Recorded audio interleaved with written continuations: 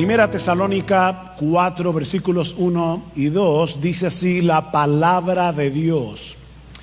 Por lo demás, hermanos, os rogamos pues y os exhortamos en el Señor Jesús, que como habéis recibido de nosotros instrucciones acerca de la manera en que debéis andar y agradar a Dios, como de hecho ya andáis, así abundéis en ello más y más.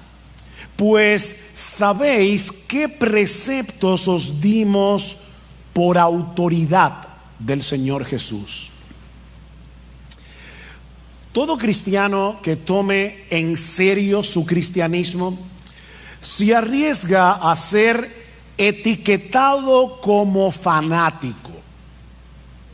No voy a preguntar a cuántos de ustedes aquí alguna vez en su vida cristiana le han llamado fanático, pero estoy seguro que probablemente muchos de ustedes levantarán la mano. Ahora, ¿saben lo triste de esto, mis hermanos? Que no solo el mundo incrédulo suele etiquetar a cristianos que toman en serio su vida cristiana como fanáticos, sino que a veces eso ocurre dentro de la iglesia.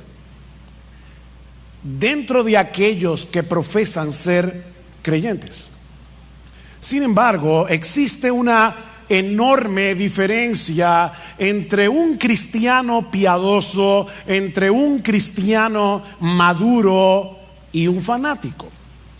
Se trata de dos categorías tan distintas entre sí que yo me atrevo a afirmar sin lugar a dudas que es imposible que un fanático llegue a madurar espiritualmente a menos que abandone su fanatismo.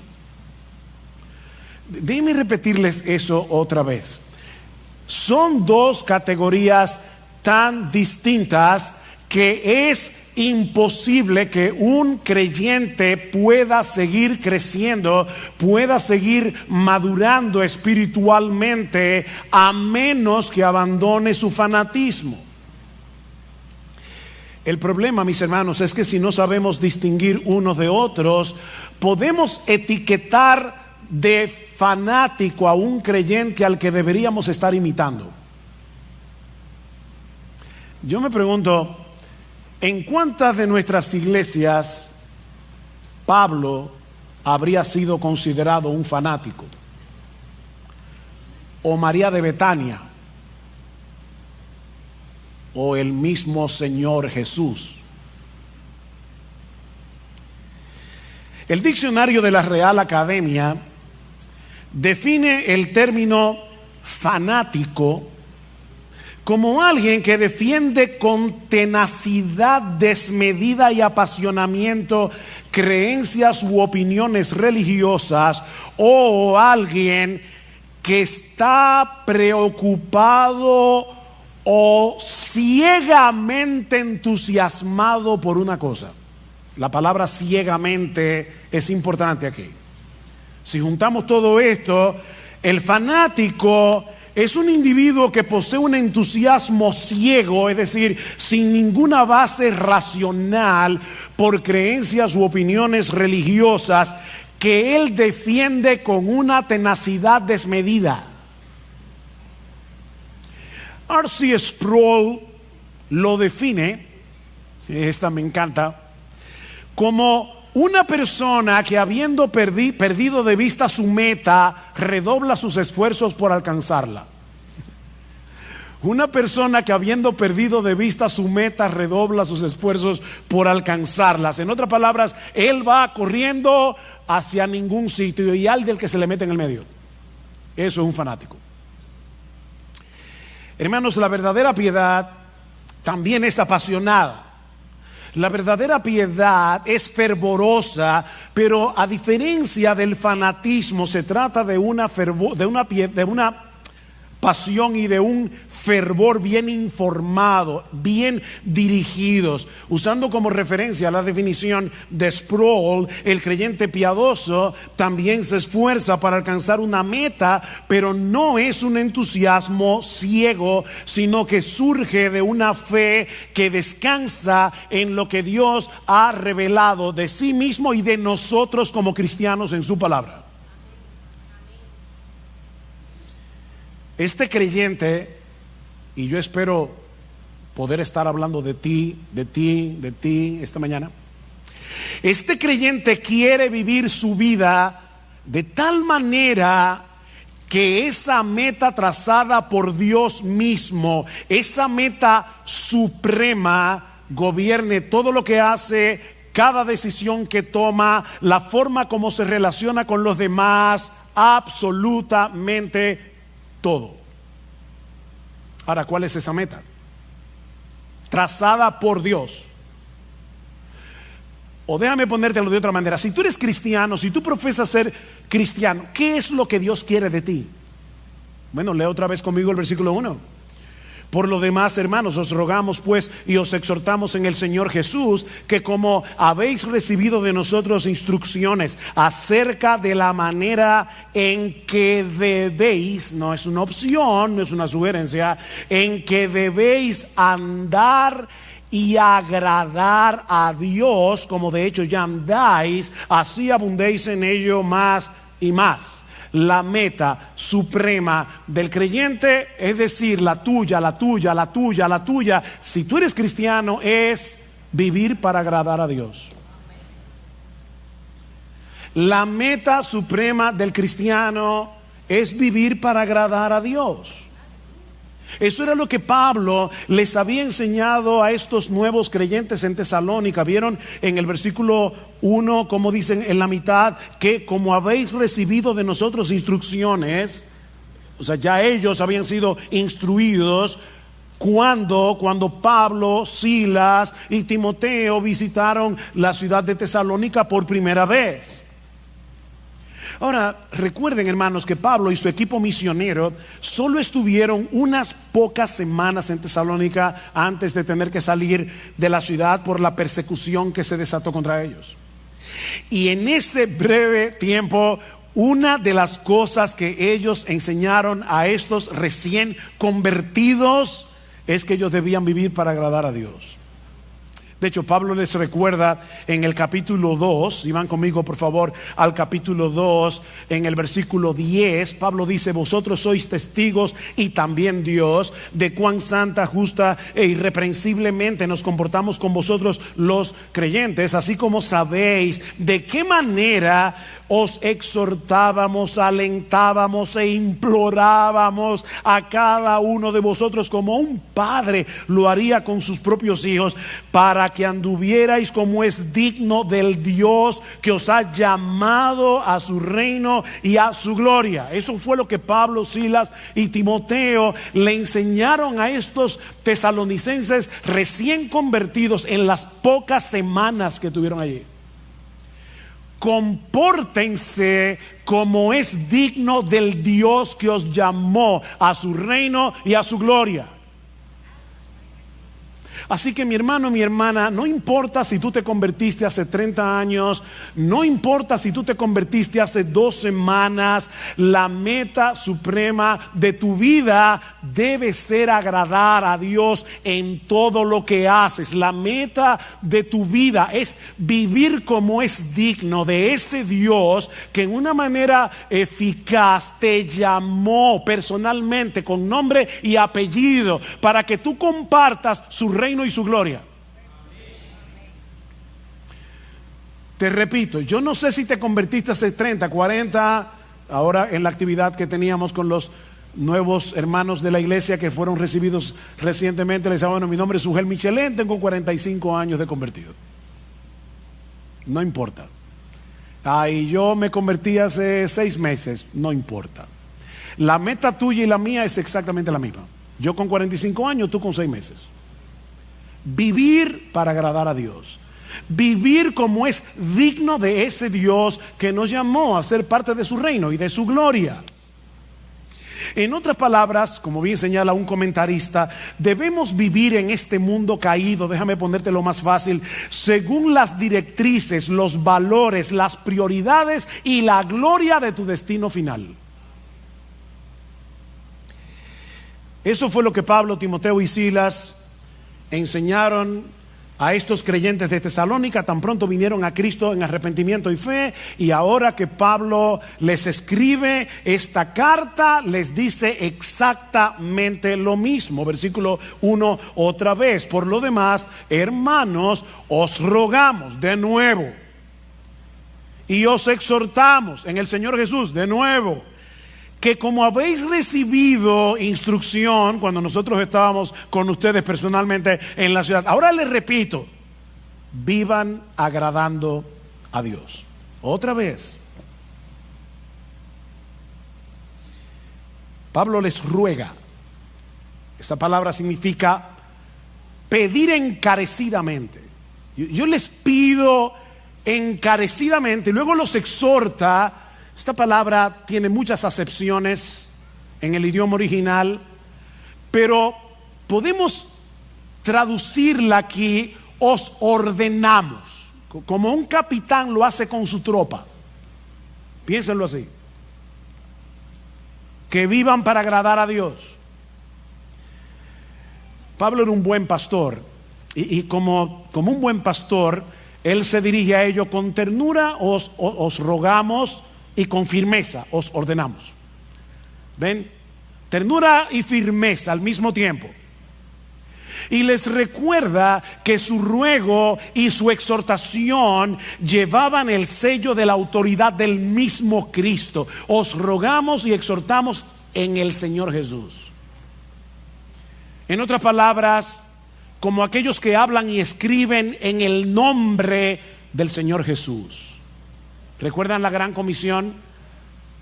Jesús posee toda autoridad en el cielo y en la tierra, y Él es el que nos ruega y nos exhorta por medio de sus apóstoles y ahora por medio de su palabra, que tengamos como meta suprema en nuestras vidas vivir para agradar a Dios. Cuando queremos agradar a una persona, procuramos causarle satisfacción, complacerla, satisfacer sus expectativas, ¿no es así? Bueno, mis hermanos, nuestra meta en la vida, miren qué simple, es causarle satisfacción, es complacer, es satisfacer las expectativas de Dios. Esa es nuestra meta, según lo que Él nos ha revelado en su palabra, no según lo que a mí me parece. Nuestra meta, mis hermanos, no es agradarnos a nosotros mismos. Nuestra meta obviamente no es agradar al mundo. De hecho, Pablo nos dice en Gálatas capítulo 1 versículo 10 que no se puede vivir agradando a Dios y agradando al mundo al mismo tiempo. Eso no se puede. Dice: pues busco ahora el favor de Dios o el de los hombres, pregunta Pablo, o trato de agradar a los hombres. Pues si todavía agradara a los hombres, no sería siervo de Cristo. No se puede ser siervo de Cristo y vivir tratando de agradar a los hombres. Esas dos metas son incompatibles. Es como tratar de ir a Santiago y a Samaná al mismo tiempo. No se puede. Por otro lado, esta meta excluye vivir la vida cristiana en automático. ¿Y eso qué significa? Bueno, tratar de cumplir con una serie de reglas, de deberes, por las reglas y por los deberes en sí mismos. ¿Por qué tú viniste a la iglesia hoy? ¿Por qué cuando los hermanos estaban cantando tú estabas cantando? Porque es lo que se espera de ti como cristiano. Tengo que hacer esto porque Eso es lo que el cristiano está supuesto a hacer. No, mis hermanos, no.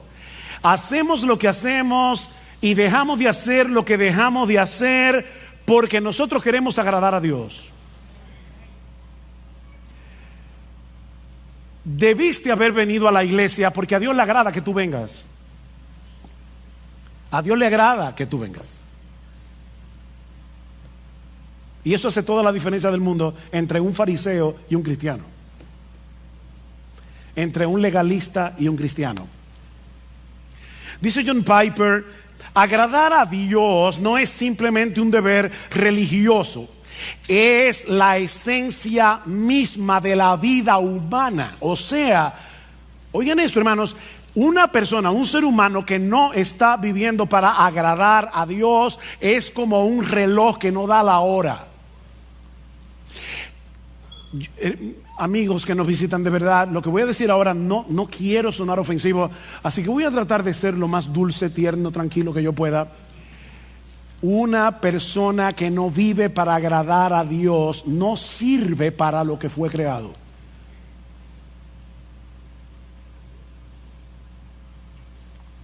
Porque agradar a Dios es la esencia de la vida humana. Y el ejemplo más evidente de esa realidad, obviamente, el modelo por excelencia es Jesús. Él es el modelo por excelencia de lo que significa ser humano. No olviden que sí, Jesús era verdadero Dios, pero cuando se encarnó era verdadero hombre. Verdadero Dios, verdadero hombre. Dice el Señor en Juan 8:29, el Padre no me ha dejado solo porque yo hago siempre lo que le agrada. Yo hago siempre lo que le agrada, a tal punto que en el huerto de Getsemaní le dijo: Padre mío, si es posible, pasa de mí esta copa, pero que no sea mi voluntad sino la tuya. O sea, Cristo estuvo dispuesto a agradar a Dios aunque eso implicara su muerte en la cruz, hasta ese punto. Yo hago siempre lo que le agrada. Jesús no vivió su vida terrenal en automático. Él siempre hizo lo que hizo con una meta delante de sus ojos. Yo quiero agradar a mi Padre que me envió. Bueno, pero eso es Jesús, que era un hombre perfecto, sin pecado, pero la realidad es que nadie puede agradar a Dios aunque lo intente, pastor. ¿Acaso no dice en Isaías capítulo 64, versículo 6, que todas nuestras justicias son como un trapo de inmundicia delante de Él? El mismo Dios dice en su palabra que todas nuestras justicias son como un trapo de inmundicia. ¿Cómo yo puedo agradar a Dios? Ese es un buen ejemplo de un texto citado fuera de contexto. Y recuerden que un texto fuera de contexto es un pretexto. Si tú lees con cuidado los capítulos que rodean Isaías 64:6, te vas a dar cuenta que Dios está hablando aquí de aquellos que presentaban sus sacrificios sin estar acompañados de una fe sincera y sin tomar en cuenta lo que Dios había prescrito en su palabra acerca de estos sacrificios. En otras palabras, estos israelitas pensaban que el mero hecho de practicar un ritual, el mero hecho de presentar un sacrificio y presentarlo como les diera la gana, eso era suficiente. Pero ese texto no está diciendo que ningún creyente del Antiguo Testamento no podía agradar a Dios. En ese mismo pasaje, y ahí es que uno ve cómo el leer un texto fuera de contexto se convierte en un problema, porque si tú lees, ¿verdad? Déjenme decirles algo que yo espero que ustedes estén bien despiertos, pero Isaías 64:6 está después de Isaías 64:5. ¿Lo captaron? Ok. Déjame decirte lo que dice el texto anterior, Isaías 64:5. Saliste al encuentro del que con alegría hacía justicia, de los que se acordaban de ti en tus caminos. Algunos israelitas sí estaban haciendo justicia. Y esas justicias no eran un trapo de inmundicia. ¿Y quiénes eran esos israelitas cuyas obras no eran trapo de inmundicia? Bueno, déjame darte ahora algo más profundo. Isaías 64:6 está después de Isaías 64:5, e Isaías 64:5 está después de Isaías 64:4. Hoy estoy profundo. Y en Isaías 64:4 dice que los que agradan a Dios son aquellos que esperan en Él. Son aquellos que no están tratando de ganarse el favor de Dios a través de sus sacrificios. Son hombres y mujeres que esperan en Dios. De manera, mis hermanos, que si tú le estás predicando el evangelio a una persona que está tratando de ganarse la salvación, que está tratando de ganarse el cielo, está tratando de ganarse el favor de Dios a través de sus obras y no por medio de la fe, tú puedes citarle sin problemas Isaías 64:6 y decirle: ay, lamento decirte que todas tus obras de justicia son como un trapo de inmundicia delante de Dios, no te sirven para nada. Pero si estamos hablando con un creyente justificado solo por gracia, solo por Cristo y solo por medio de la fe, que en dependencia del Espíritu Santo está tratando de agradar a Dios, este versículo no aplica. No aplica. En el mismo texto en el que Pablo dice que la salvación es por gracia, por medio de la fe y no por obras, para que nadie se gloríe, Pablo termina diciendo que somos hechura suya, creados en Cristo Jesús para buenas obras, las cuales Dios preparó de antemano para que anduviésemos en ellas. El cristiano no está tratando de agradar a Dios para ganarse algo, no está tratando de agradar a Dios para ganarse el cielo, para ganarse su favor, sino porque ya fue favorecido de pura gracia, aunque él no lo merecía, porque él confió en la persona y la obra de Cristo. Este creyente quiere vivir para agradar a Dios, dependiendo de la misma gracia que lo salvó. ¿Ven? Él es salvo por gracia, obediente por gracia, hace buenas obras por gracia. Él está dependiendo de la misma gracia que lo salvó. 1 Corintios 15:10, Pablo dice: por la gracia de Dios yo soy lo que soy. Su gracia no ha sido en vano para conmigo. O sea, su gracia ha estado operando en mí para que yo haga todo lo que hago. Es su gracia. En otras palabras, yo quiero convencerte en esta mañana de que tú puedes agradar a Dios. Podemos agradar a Dios porque ya Dios nos capacitó para agradarlo y puso en nosotros por su Espíritu el deseo de hacerlo. Nos capacitó y nos motiva. Uno de los pasajes del Nuevo Testamento que mejor expresa esa misteriosa interacción entre el obrar de Dios y nuestro obrar, y de paso es uno de mis textos favoritos del Nuevo Testamento, es Hebreos capítulo 13 versículo 20 y 21, en una doxología donde Pablo expresa lo siguiente: y el Dios de paz, que resucitó de los muertos a nuestro Señor Jesucristo, el gran pastor de las ovejas, por la sangre del pacto eterno, os haga, ese buen pastor, os haga aptos en toda buena obra, para que hagáis su voluntad.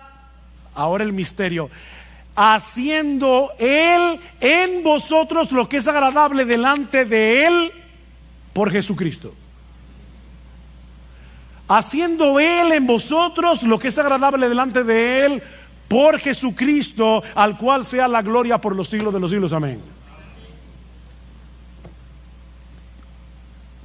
Nuestro gran pastor no solo derramó su sangre por nosotros en la cruz para el perdón de nuestros pecados, sino que ahora Él continúa fortaleciéndonos, Él continúa capacitándonos internamente. Él continúa manteniendo viva nuestra fe para que podamos hacer lo que es agradable para Dios. Insisto en lo de la fe porque la Biblia dice en Hebreos capítulo 11 versículo 6 que sin fe es imposible agradar a Dios. Él está obrando en nuestro obrar y a Dios le agrada ver la obra de su Hijo en nuestro obrar. O como dice Pablo en Filipenses 2:13, Él es el que está produciendo en nosotros el querer como el hacer por su buena voluntad. Esas obras que hacemos en unión con Cristo, en dependencia de Cristo, por el poder de Cristo, no son trapos de inmundicia. No son trapos de inmundicia. De manera que si tú eres un creyente, un verdadero creyente, no solamente puedes, es que tú debes vivir agradando a Dios. No vivas tu vida cristiana en automático, por inercia, haciendo ciertas cosas, dejando de hacer otras, porque eso es lo que se espera de una persona que dice ser cristiana. O sea, no sea como el esposo que el día del aniversario le lleva un ramo de rosas a su esposa porque vio en un anuncio que esa era una de las cosas que un esposo puede hacer para que la esposa no esté malas el día del aniversario. Ay, gracias mi amor por ese ramo de rosas. No, no te preocupes, es mi deber. Mira, créeme, a tu esposa no le va a hacer ninguna gracia. Porque lo que hace feliz a tu esposa no es el ramo de rosas, es tu deseo de agradarla.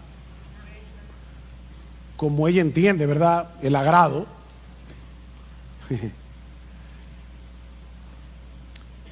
Bueno, en un grado infinitamente superior,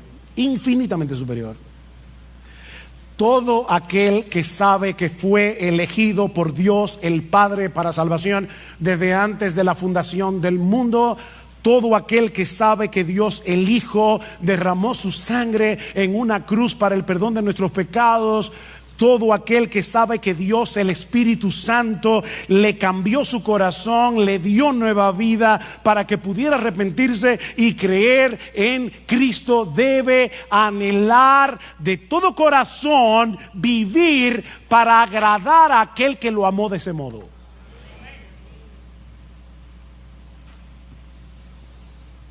¿Y cómo luce esa vida que agrada a Dios? O planteándolo de otro modo, ¿cómo podemos los creyentes vivir de tal manera que Dios se agrade con nosotros? Bueno, en el resto del pasaje, hasta el versículo 12, Pablo va a decir algunas cosas que vamos a estudiar más adelante. Eso incluye la pureza sexual, versículos 3 al 8. Una de las cosas que vamos a ver allí es cómo nosotros podemos vencer la impureza sexual, la inmoralidad sexual. Pablo habla de eso en ese texto. Pero la pureza sexual es algo que agrada a Dios. En los versículos 9 al 10 vemos que el amor entre los hermanos es algo que agrada a Dios.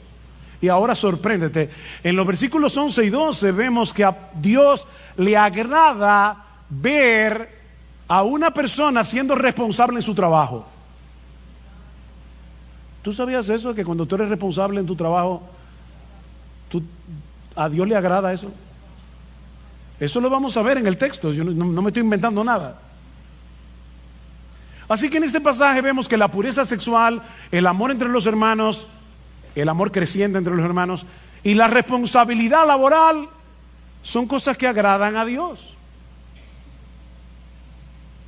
Pero la Biblia menciona muchas otras cosas que son del agrado de Dios. En el texto que leímos al principio, en la carta de Pablo a los Colosenses, Pablo dice a estos hermanos que él está orando por ellos y pidiendo que ellos sean llenos del conocimiento de su voluntad en toda sabiduría e inteligencia espiritual, para que andéis como es digno del Señor, agradándole en todo.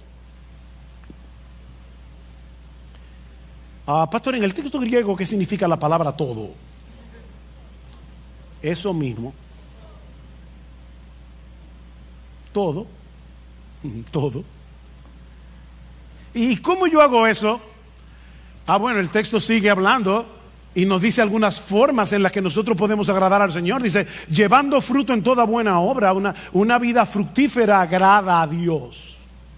Sobre todo el fruto del Espíritu Santo, que es desarrollar en nosotros el carácter de Jesús, ¿verdad? Amor, gozo, paz, paciencia, benignidad, bondad, fe, mansedumbre, templanza. En la misma medida en que tú te pareces más a Jesús y menos a ti, Dios se agrada. Creciendo en el conocimiento de Dios, dice Pablo. Lo que agrada a Dios no es que llenemos la cabeza de teología, de informaciones, es que crezcamos en nuestro conocimiento de Él para disfrutar de una mayor intimidad con Él. A mí me encanta leer biografías, es una de mis secciones de lecturas favoritas. Me encanta leer biografías. Recientemente estuve leyendo, he leído 2 biografías en este año. La biografía de R.C. Sproul, que murió hace recientemente, y la biografía de Tim Keller, que también murió hace relativamente poco tiempo. Yo tuve la oportunidad de saludar a esos 2 hombres en diferentes eventos. Ahora, si ustedes me preguntan, ¿tú conociste a R.C. Sproul? Mi respuesta, no. ¿Tú conociste a Tim Keller? No. Yo tengo información acerca de ellos 2, pero yo no los conocía. Bueno, se puede tener información de Dios y no conocer a Dios. Pero Pablo sigue diciendo, o sea, la vida fructífera agrada a Dios, crecer en el conocimiento de Dios, obviamente agrada a Dios. Pregúntale a tu esposa, esposo, si a ella no le agrada que tú crezcas en tu relación con ella. Pero en tercer lugar, fortalecidos con todo poder conforme a la potencia de su gloria, para toda paciencia y longanimidad, es decir, para toda paciencia y perseverancia, sobre todo en medio de las presiones, en medio de las pruebas. ¿Sabes qué, mi hermano? Cuando tú estás sufriendo, cuando tú estás en medio de una gran aflicción y por obra del Espíritu Santo en ti que te capacita, tú soportas la aflicción en el poder que viene de Dios. Eso agrada a Dios. Ese texto me fue de una tremenda bendición esta semana. Estaba muy agobiado en mi pensamiento con varias cosas, y me alegra que en uno de los salmos dice: ¿quién me diese alas de águila y vuele a tal? Yo no sé dónde. ¿Verdad que hay momentos que uno quiere desaparecerse del mapa? ¿O a ti no te pasa? Y con ese sentimiento en mi corazón, créame, vino ese texto a mi mente. Y yo dije: no, Padre, perdóname. O sea, el asunto aquí no es huir, no es escapar, es fortalecerme en ti.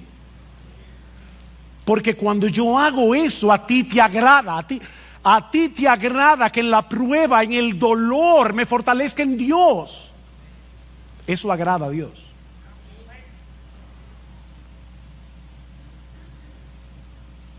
Y sigue diciendo: con gozo, dando gracias al Padre que nos hizo aptos para participar de la herencia de los santos en luz. En otras palabras, una vida gozosa y agradecida agrada a Dios. Una vida con gozo y con gratitud agrada a Dios. Y créanme, hermanos, yo podría seguir citando texto tras textos. Pablo dice en Romanos capítulo 12 versículo 1 que presentar nuestros cuerpos en sacrificio vivo sobre la base de lo que Cristo hizo por nosotros en el Evangelio. Os rogamos por las misericordias de Dios. Cuando presentamos nuestro sacrificio, nuestro cuerpo en sacrificio vivo, eso agrada a Dios. Romanos 14 y 18 dice que cuando nosotros restringimos nuestra libertad cristiana por amor al hermano débil, eso agrada a Dios. Dicen Romanos 14, 18, dice, porque el que en esto sirve a Cristo, o sea, en restringir tu libertad, yo sé que yo puedo hacer esto, pero aquí está mi hermano débil, puedo llevarlo a él a pecar, me voy a restringir de mi libertad. Dice Pablo, el que en esto sirve a Cristo agrada a Dios. Y más adelante en Romanos 15 dice: cada uno de nosotros agrade a su prójimo en lo que es bueno para edificación, porque ni aun Cristo se agradó a sí mismo. El Hijo de Dios, el que sí podía vivir para agradarse a sí mismo porque es Dios, decidió no agradarse a sí mismo. Y porque Cristo decidió no agradarse a sí mismo, es porque tú eres salvo. Porque si hubiese querido agradarse a sí mismo, no habría ido a la cruz. Y ahora Pablo está diciendo: mira a Cristo y vive así.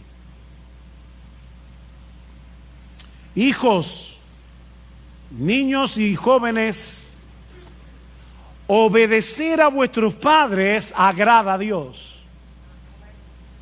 Colosenses capítulo 3 versículo 20 dice: hijos, obedeced a vuestros padres en todo, porque esto agrada al Señor. La próxima vez que tus padres te pidan algo que no te agrade hacer, no piensa en este momento: lo que mi papá me está pidiendo no me agrada, pero a Dios le agrada que yo obedezca, a menos que sea un pecado. A Dios le agrada que andemos en comunión con Él. Es interesante que en Génesis capítulo 5 versículo 22 dice que Enoc anduvo con Dios. Ustedes conocen ese texto. Pero en la versión griega del Antiguo Testamento, conocido como la Septuaginta, dice que Enoc agradó a Dios. O sea, donde dice que Enoc anduvo con Dios, la Septuaginta dice agradó a Dios. Y luego el autor de la carta a los Hebreos, basándose en este texto, dice: por la fe Enoc fue traspuesto para no ver muerte, y no fue hallado porque lo traspuso Dios, y antes que fuese traspuesto tuvo testimonio de haber agradado a Dios. ¿Ven que se puede agradar a Dios? Dios no le dijo a Enoc: eso es trapo de inmundicia. No.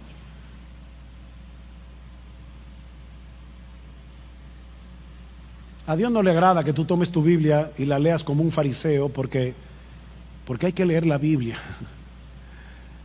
No, Él quiere que tú quieras tener comunión con Él, leyendo su palabra, que quieras tener comunión con Él en oración, que te pases el día viviendo con Dios, andando con Dios en el día a día. Eso agrada a Dios. A Dios le agrada que los pastores prediquemos fielmente su palabra. Ese texto siempre es una motivación para mí. En Primera Tesalonicenses capítulo 2 versículo 4 dice Pablo que su exhortación a ellos no procedió de error, ni de impureza, ni fue con engaño, sino que así como hemos sido aprobados por Dios para que se nos confiara el evangelio, así hablamos, no como agradando a los hombres, sino a Dios. O sea, Pablo dice: cuando yo predico la palabra, yo no trato de agradar a los hombres. Claro, tampoco me digo hay que ofenderlos. Pero mis hermanos, cuando un pastor predica fielmente la palabra, eso agrada a Dios. A Dios le agrada que compartamos lo nuestro con el que tiene necesidad. Hebreos capítulo 13 versículo 16: y de hacer el bien y de la ayuda mutua no os olvidéis, porque de tales sacrificios se agrada a Dios. ¿Quiere que te cite más textos? No puedo. Alguien lo resume de esta manera: cada vez que tú confías, o sea, vives por fe y obedeces, estás agradando a Dios. Cada vez que tú confías y obedeces, estás agradando a Dios. Así de sencillo. Él sabe que nuestra fe no es perfecta. Él sabe que nuestra obediencia no es perfecta. Él no está esperando perfección para agradarse de nosotros. Lo que Él está esperando es que nosotros vivamos intencionalmente para Él, en dependencia de Él. No te olvides, mi hermanos, que Él es nuestro Padre en virtud de nuestra unión con su Hijo. Y es a ese Padre que estamos tratando de agradar. ¿Tú te imaginas a un padre sensato, normal, con buen juicio, mirando con desagrado la tarjeta de cumpleaños que le hizo su niña de 5 años porque no le gustó el color de la cartulina o porque tuvo una falta de ortografía. Es absurdo, ¿verdad? Bueno, parece que algunos cristianos se imaginan a Dios mirándonos de esa manera. No me gustó el color de la tarjeta. Trapo de inmundicia.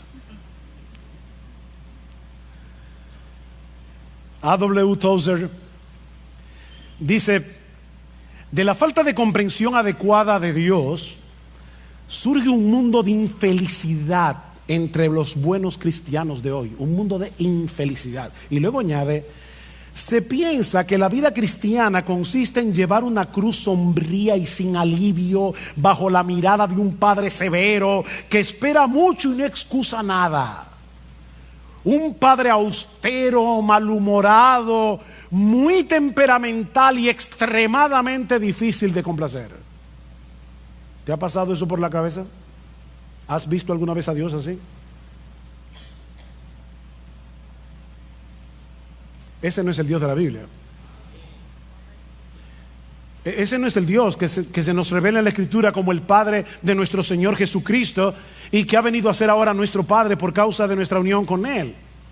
Si eres creyente, mi hermano, ahora tú estás vestido con la ropa de gala de la justicia perfecta de Jesús y por lo tanto tus intentos de agradar a Dios no son un trapo de inmundicia, es la ropa de Jesús.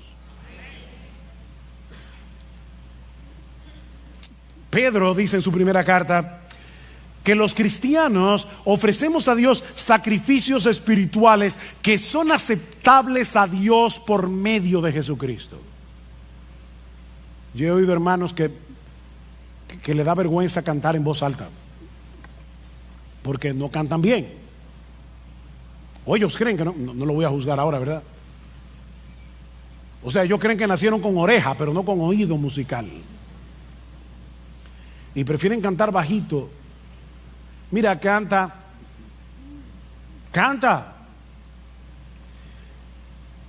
Que tus gallos y tus desafines son lavados por la sangre de Jesús antes de que lleguen al oído del Padre. Tus sacrificios espirituales son aceptables delante de Dios por Jesucristo. Ahora, no me malentiendan, yo no estoy diciendo que podemos darle a Dios cualquier cosa y vamos a esperar que Él se contente con eso. No, yo no estoy diciendo eso. Lo que estoy diciendo, mis hermanos, es que tú y yo, si somos cristianos, debemos entregarle toda nuestra vida viviendo intencionalmente para agradarle a Él, pero sabiendo de antemano que la perfección de Jesús cubrirá todas nuestras imperfecciones. Eso es lo que estamos diciendo. Pero vive para agradar a Dios.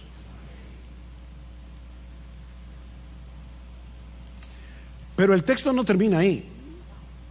Hay una segunda enseñanza en este pasaje. Ya vimos que la meta suprema del cristiano es vivir para agradar a Dios. Pero mucho más brevemente, no os preocupéis, mucho más brevemente, este texto también nos enseña que vivir para agradar a Dios es una meta en constante crecimiento. ¿Qué dice el texto? Por lo demás, hermanos, os rogamos, pues os exhortamos en el Señor Jesús, que como habéis recibido de nosotros instrucciones acerca de la manera en que debéis andar y agradar a Dios, como de hecho ya andáis, así abundéis en ello más y más. Que abunden en eso. La iglesia en Tesalónica era inusual en muchos sentidos. Estos creyentes estaban en un medio sumamente hostil para el cristianismo, rodeados de paganismo y de inmoralidad. Imagínense un grupo de nuevos creyentes en Nueva York, en el Bronx, pleno Manhattan, o en la ciudad de Londres, o cualquiera de esas ciudades súper secularizadas del día de hoy. Así era Tesalónica. Pero desde el momento en que Pablo y su equipo misionero le llevaron el evangelio, lo abrazaron de todo corazón, y dice en el capítulo 1, versículo 7, que ellos llegaron a ser un ejemplo para los creyentes en toda Macedonia y Acaya. O sea, en poquitas semanas esta iglesia llegó a ser una iglesia estable, una iglesia en crecimiento, una iglesia ejemplar. Pero Pablo está empeñado en que no se estancaran espiritualmente. Ya estaban tomando en serio sus vidas cristianas. Ven al versículo 1 otra vez. Dice, como de hecho ya andáis. Ven el paréntesis. Dice, yo les exhorto a que vivan así. De hecho, ustedes están viviendo así. Pero abunden en eso. Abunden en eso. Pablo quiere que la fe de estos hermanos, su piedad, sea desbordante. ¿Qué es lo que significa la palabra abundar? Que desborde, como un río. Es la misma palabra que aparece tanto en capítulo 3, versículo 12, como en el capítulo 4, versículo 9 y 10, cuando Pablo dice, ustedes ya se aman mutuamente, pero abunden en eso. Ámense más. Crezcan en su amor. Estiren el corazón. Bueno, lo que Pablo está diciendo es, ya ustedes están viviendo una vida que agrada a Dios. Ya lo están haciendo. Wow, qué elogio para una iglesia. Pero no se den el lujo de quedarse donde están. No se den ese lujo. Iglesia Bíblica del Señor Jesucristo, la vida cristiana es una vida en constante crecimiento. ¿Saben por qué? Porque la meta es llegar a ser igualitos a Jesús. Y eso nunca va a pasar de este lado del cielo. La meta es parecernos a nuestro precioso Señor. En ese sentido, el mismo Pablo es un buen ejemplo a imitar. Escribiendo a los filipenses, Pablo, hermano, Pablo. Algunos dicen que después de Jesús no ha habido en toda la historia de la iglesia un cristiano como Pablo. No ha habido un predicador como Pablo. No ha habido un hombre más apasionado con el evangelio que Pablo. No ha habido un hombre más capaz de sufrir por Cristo que Pablo. Y Pablo dice, yo sigo avanzando por ver si logro asir, o sea, agarrar aquello para lo cual yo también fui asido por Cristo Jesús. Cristo me agarró para algo y mi meta es cumplir eso para lo que Cristo me agarró. Yo no sé para qué Cristo te agarró a ti, mi hermano, pero escucha a Pablo. Dice, hermanos, yo mismo no pretendo haberlo ya alcanzado, pero una cosa hago. Un hombre de una sola cosa, una sola meta. Una cosa hago, olvidando ciertamente lo que queda atrás y extendiéndome a lo que está delante. Prosigo a la meta, al premio del supremo llamamiento de Dios en Cristo Jesús. ¿Han visto esos corredores cuando están llegando a la meta, sacan el pecho para ser los primeros que rompan la cosa esa, no sé cómo se llama, la cinta? Bueno, eso es lo que Pablo está diciendo. Yo estoy corriendo, pero es con el pecho afuera. Yo quiero romper esa cinta. Bueno, si Pablo no pretendía haberlo alcanzado, saca tu conclusión. Mis hermanos, eso no es fanatismo. Eso no es fanatismo. Yo le dije al principio, me pregunto si Pablo hubiera sido considerado como un fanático por cristianos de una iglesia. Es que tú sabes que Pablo es como que, yo no sé, como que se coge la cosa muy en serio. De verdad, yo creo que Pablo hubiera sido considerado como fanático en nuestras iglesias. Pero mis hermanos, eso no es fanatismo, eso es cristianismo, puro y simple. Ni siquiera quiero que piensen en cristianismo radical. No, quítenle lo radical. Eso es cristianismo sin apellido. Eso es ser cristiano. Vivir para agradar a Dios. Eso es ser cristiano. Ese no es el privilegio de unos cuantos cristianos super espirituales, una casta que hay en la iglesia. Me llama la atención que escribiéndole a los corintios, nada más y menos que a los corintios, era una iglesia tan madura, una iglesia llena de problemas, y en esa carta Pablo compara la vida cristiana práctica con una carrera. ¿Y saben lo que Pablo le dice a esos cristianos de Corinto, de una iglesia tan mala? Corran esta carrera de tal manera que si uno solo va a ser el que se lleve el premio, que seas tú. Vive así. Estamos aquí todos juntos en esta carrera. IBCJ, miembros de IBCJ, todos estamos aquí corriendo. Y ya nos anunciaron que uno solo se va a llevar el premio. Uno solo. Mira, corre. No. Yo sé que va a ser, seguro que va a ser uno de los pastores. No. Porque el mismo Pablo dice en ese texto: yo sigo corriendo y trato de correr bien. No sea que habiendo sido yo heraldo para muchos, después yo sea descalificado en la carrera. Cualquiera de nosotros puede ser descalificado aquí. Corre tú, mi hermano, mi hermana, corre tú, como si fueras el único que fuera a llevarte el premio. ¿No sabéis que los que corren en el estadio, todos a la verdad corren, pero uno solo se lleva el premio? Le dice Pablo a estos creyentes: corred de tal manera que lo obtengáis.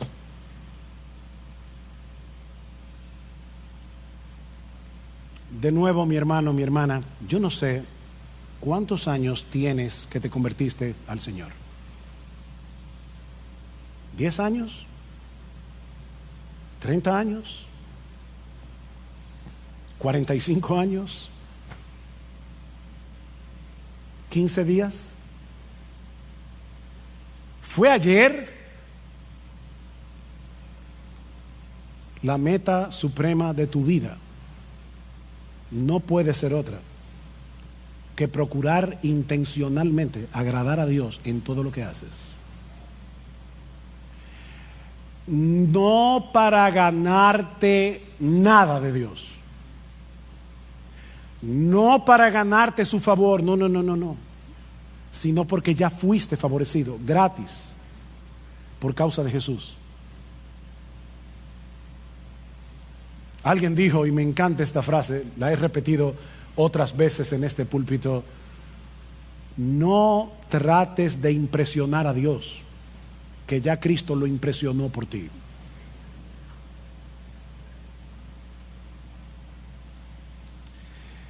Para ponerlo de una manera que los niños que están aquí puedan entenderlo: niños, cuando nos convertimos a Cristo, Dios nos puso a nosotros la nota de Jesús en todas las materias. Ya yo sé de antemano, cuando yo llegue al cielo y abra mi récord, yo tengo A más en todas las materias. Porque lo que hizo Dios es que me puso a mí la nota de Jesús, y a Jesús le puso la mía. Y por eso murió en la cruz. Y es descansando en esa justicia perfecta que ya tenemos en Él, es descansando en esa obra del Espíritu en nosotros, que ahora podemos seguir creciendo en nuestra relación con el Señor. Ahora podemos seguir creciendo en nuestra capacidad de amar a otros. Ahora podemos seguir creciendo en nuestra vida de santidad, en nuestro testimonio ante el mundo incrédulo. Y sobre todas las cosas, ahora podemos parecernos cada vez más a nuestro precioso Señor Jesucristo. Y eso es lo que más agrada a Dios: ver a su Hijo en nosotros.